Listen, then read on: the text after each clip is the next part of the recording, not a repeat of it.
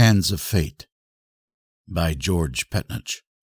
Performed by Zainea. Salem, Massachusetts is known for its witchcraft. Magic-generated power on the outskirts of town. For he or she secured with a taste of the outer world were looked upon as evil and expelled from the everyday life of society. Tourists would come to Salem seeking excitement and trivia for a glimpse and feel of this imaginary world. Museums surfaced all around town.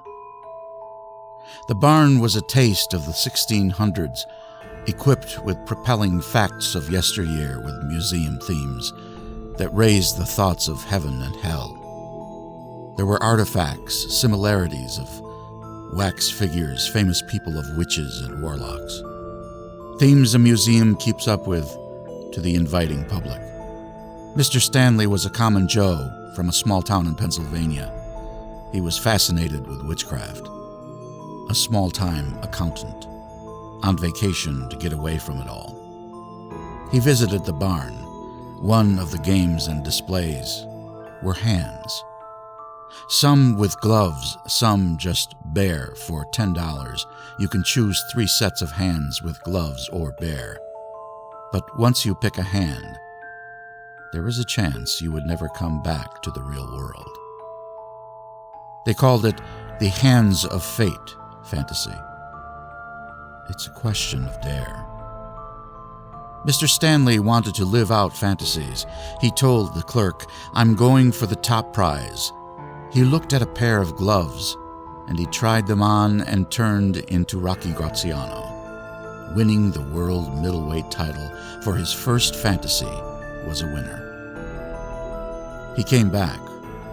For once you choose a fantasy, you might not come back to the real world. It was a dare of the supernatural. He said to the clerk, "I'm going for fantasy number 2. He looked over a display and saw a glove with diamonds and glitter.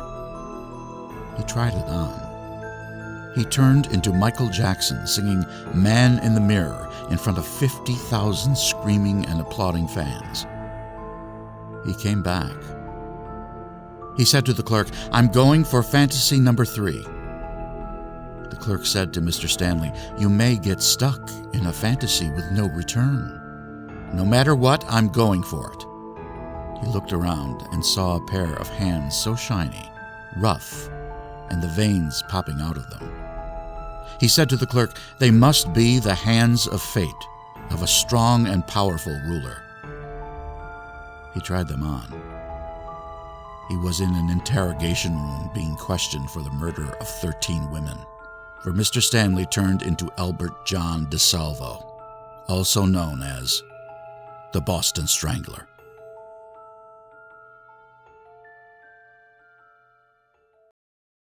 Wall of Stone by George Petnuch. Performed by Zainea. Behind the mask of steel, everyone covers the vengeance of the outer world. Lying beneath the seawater, rocks and weeds, we catch our breath in the solitude of blue. Benjamin Dyer was a man trying to find his identity. Born into a world where no man's boundaries lie beyond the city of doubt.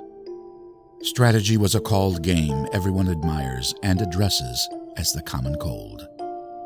Lost in a world of confusion, he set his sights on land without no names. He could not break through the walls he had hidden inside his mind. The day turned to night and the crowded streets started to fade to none. Caught in exile, he walked the boulevards till he came upon a man searching for glory. The man he encountered was vain, for he too was walking the streets of chance. They were in full conversation when he asked Benjamin to repeat the words he was about to speak. Donald said, "It is for who that feels and speaks in a world of artistic freedom that fulfills the land without names and wanders into the eyes of truth." Once he had finished speaking his mind, Benjamin replied, "My only regrets is the freedom I have not felt for revenge to the people who have been giving me despair in the land I once admired. and the shared sarcasm reflects their uncertainly approach. Donald said, "Walls we build can come tumbling down with a roll of a dice, but relationships are not just a day in life of birds flying with their wings in the wind." They were walking when they met a giant wall full of cement and stone, trapped outside and to a complete halt. Benjamin said, "Here is where the journey of our minds meets the center of the unknown." Wondering what was on the other side, they had questions. Who built a wall so high to keep eager thoughts of mankind from gazing to the other side? Was it to keep the new kids on the block from getting to know the new world, or was it a test of the religions? Benjamin said, "Will we see the light of God or the darkness of Satan? Will we feel the afterworld of kindness in our hearts, or come upon the evil of fire and destruction? How will we know on our travels that every step of the written book crashes our world of escape?" Don said, "What if the world isn't round? What if sounds are silenced? What if sight is a blind effect?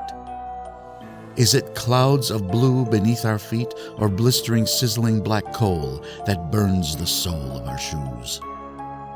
Don and Benjamin looked at each other and said, "In a land with no names, our destination is unknown beyond the wall of stone."